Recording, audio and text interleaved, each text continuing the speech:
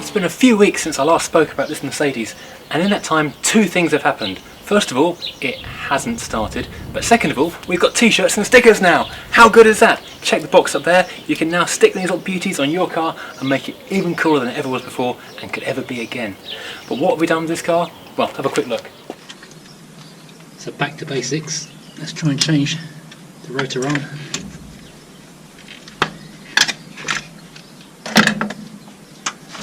In case that thing is banjaxed. That's pretty skanky. Maybe a new one will help.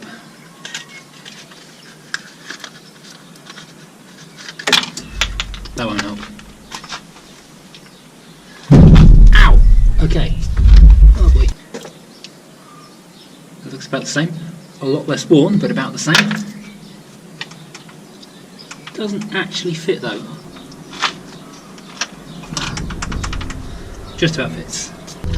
It's a thing with buying stuff online. When you go to a real shop, you do it yourself and you can use your own common sense, or the person behind the counter has some common sense. You buy stuff online, there's no common sense, it's all a computer. I ordered online a rotor arm, a distributor cap. I thought I'd pushed the button for 4 spark plugs. How many spark plugs turned up? 1. You think someone would ring you at some point during the ordering process and say, are you sure you only want 1 spark plug? Because what are you going to do with 1 spark plug on a 4-cylinder car? Seriously. So, I've got 1 spark plug, I'll stick it in the front, see if I can get a spark off that. Better than nothing, I guess.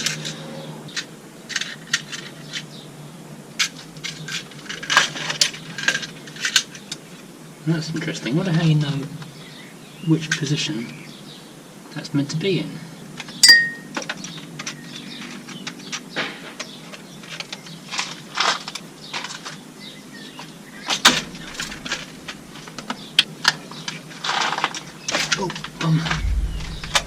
I'm not a fan of these distributor caps. Right, now I'm assuming that these are correct. Oh dear me.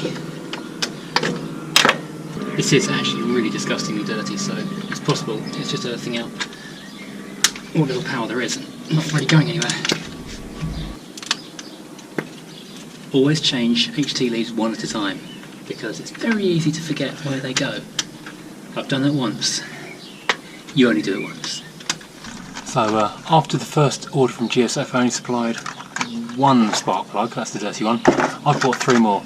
I wonder if adding a full set of spark plugs will make a big difference to this.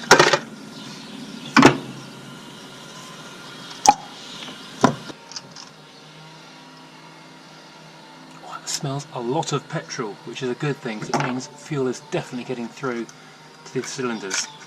And I was getting a hell of a wallop off that spark plug, so it means there's a spark coming through, which means it must just be the timing that's wrong with this car now.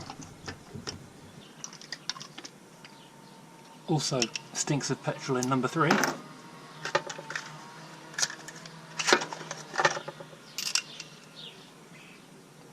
Judging the gap by eye, that's about right. Dum-de-dum-de-dum, nearly there.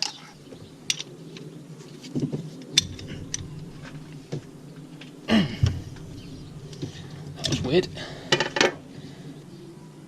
Also, petrol-y. Unburnt petrol.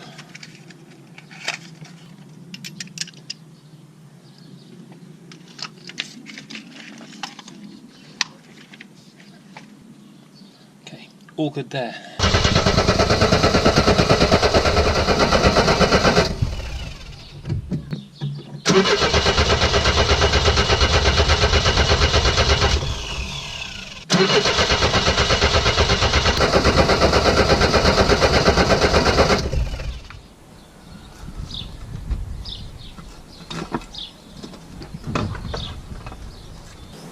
So it doesn't look as ancient as some of them I've seen. No, I mean that's been parked for 15 years, but it must have been changed. Fairly recent. Yeah, or not long before it got parked up. Yeah.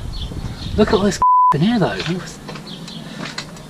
This is rust. No, it's nicely leaves. Yes, the only thing I can't find is a DVD remote. Right, if you give us a whirl. Yeah. Right, we've tested the spark, we've tested the HT, we've got spark, we're going to give it a go.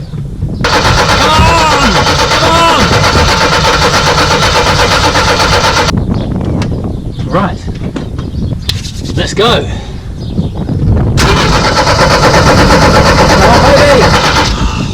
It's just not going, is it? I don't think so. I've not found any evidence of anything like that, and I've had the entire dashboard out. Just wondering if the timing's now out on it.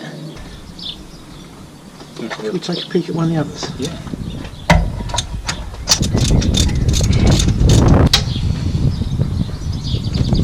Smell the petrol in the and WD-40 that's gone through there. Yes, that's pretty. I didn't know they even made a 4-cylinder version of this. Yeah, it's a big seller. There you go. 120 horsepower or so? No, what, 110? Things I don't know. Oh, things I don't know, you can write in a book. Do you want to crank and see if there's a spark on this one? Or? Yep. Go for it.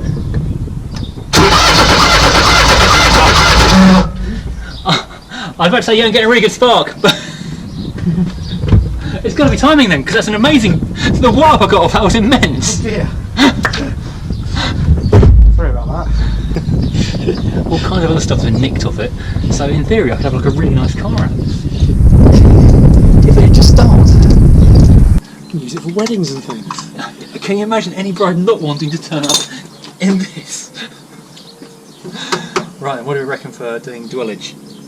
I don't know how it works. Oh, I thought you did. Well, I know in theory how you use a drill meter. Oh, okay. How to use this one. So we sent 4 cylinders. Okay, yep. Alright, we find the distributor. There. The main thing I don't know is what side I need the continuity wire on. Hang on. 26 quid, but the best £26 I've spent in a long time. Test the dual angle at the starting cranking speed. Remove the green lead from the switching device, which I guess is that. So the small one of the two. Remove it. Connect a dual meter to terminal 1 of the diagnostic socket. Is here.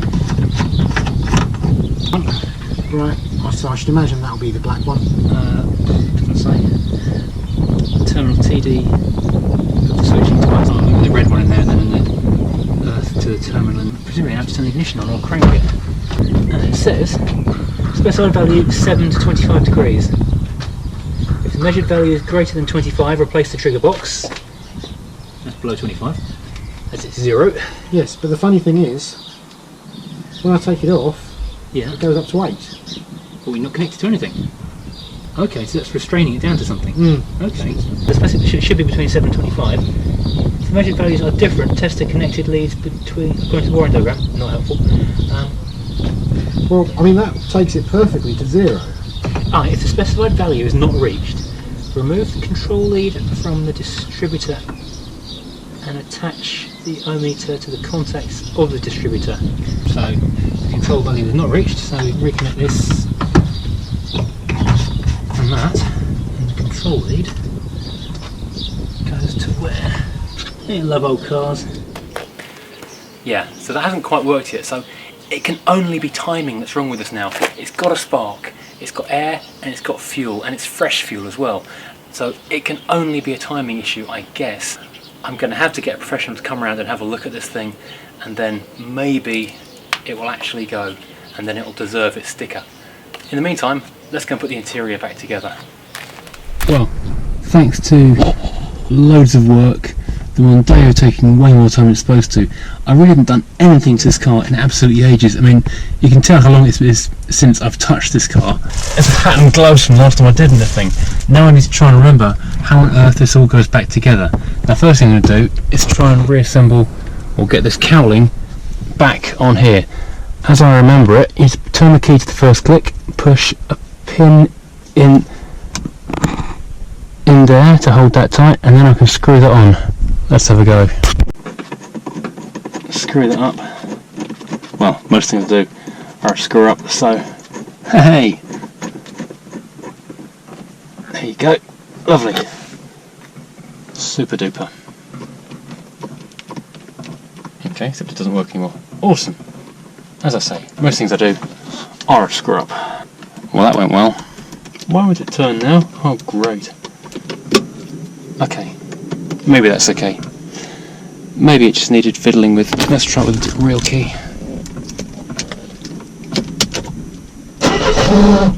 Yeah, that's alright then. Phew, right now I'm going to reassemble the back of this thing and try and get that back in there. Now, I've got to be honest, I don't remember what I unplugged from this or where it goes, so there's a certain amount of guesswork trying to put it all back together again. Oh, there's a red wire that goes somewhere. That's probably important. It feels like it should go somewhere in there.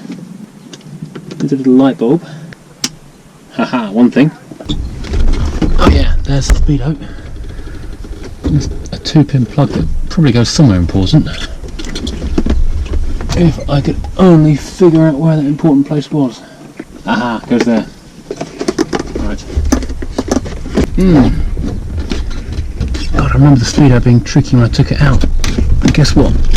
It's tricky going back in again as well.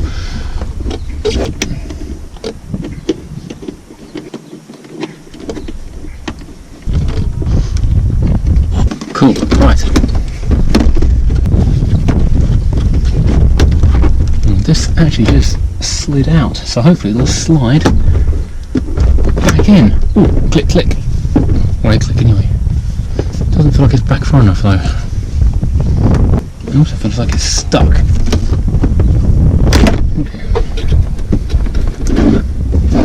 It's that sound deadening that's getting in the way.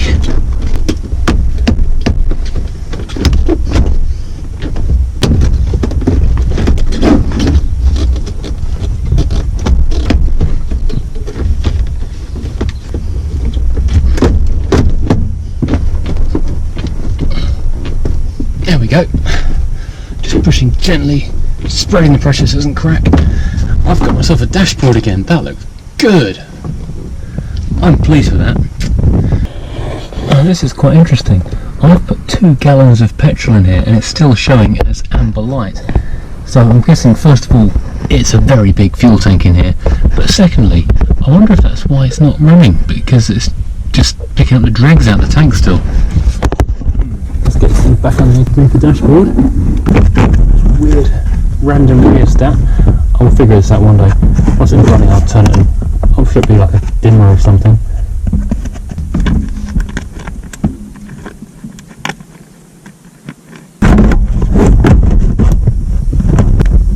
I've left my screwdriver in the garage.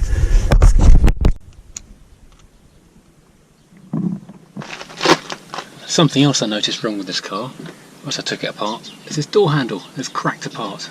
That's not really going to work very well. Thankfully, my friend Jay, who runs Merc World up sort of Birmingham way, had one of these in one of his braking cars, so I got that from him. I'm just going to quickly switch that over. Take a moment.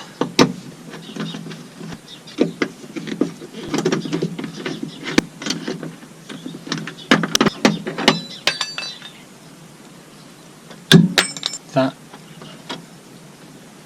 gap needs to be rotated and that just drops straight out. Nice and easy does it. Wow.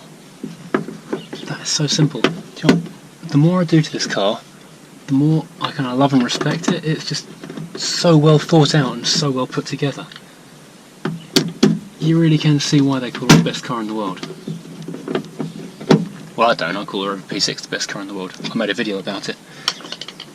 But this is running a close second, and hey, this had all the years that the P6 had on the road to build on the great ideas of the Rover engineers, who at that point were disgruntled and fed up when this thing came out because they were being beaten by the yoke of British Leyland. Fantastic! Well, that's good. So I've made a bit of progress in the interior. It's back together and potentially usable. This door now works. The dashboard is all back in one piece. Next time I'm going to try and rebuild the wiring in the boot and get the backlights in, and maybe, just maybe, this thing will actually start up. But don't hold your breath. Thanks for watching. Please hit like and subscribe, and maybe go and buy yourself a Furious Driving sticker or t-shirt or mug. Thank you. Bye bye.